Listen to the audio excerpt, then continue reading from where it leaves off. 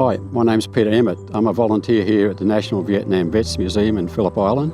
My background is I was originally an aircraft maintenance engineer with Trans-Australia Airlines, and then 11 years after that I started flying with ANZAC as a flight engineer, and I was there for about 20 years. So it's good to be back here at the National Vietnam Vets and volunteer, and they can take benefit of some of the things I know. Behind me, the aircraft you can see is a de Havilland Caribou, a DHC-4. We obtained this from an army base up in Queensland, from Oakey. We had two. It took us 16 days to dismantle the thing. Brought the two of them back to Melbourne on 9 semi-trailers.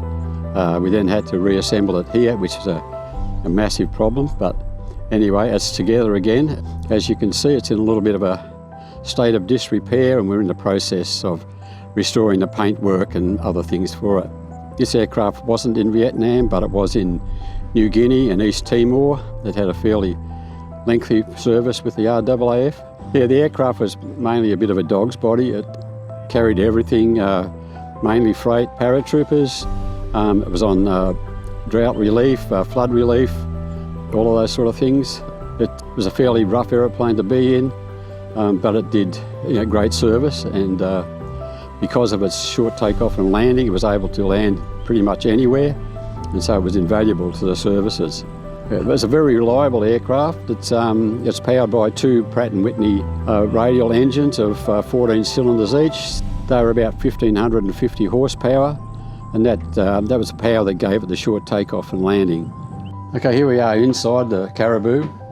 It's rigged there for paratroopers or soldiers.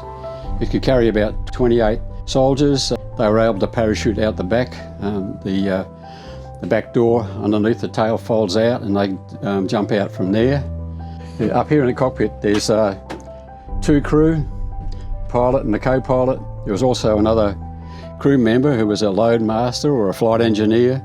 He handled all the mechanical things on the aircraft and also supervised the loading of the freight, whatever they were carrying. It's fairly critical to have the centre of gravity of an aircraft to be able to fly properly. As you can see, it's fairly cramped in here. Unlike most aircraft, all the controls are overhead because it's the wing is on the top of the aircraft, and it was very easy to fly, very noisy, but it did its job. They shall not grow old as we that are left grow old.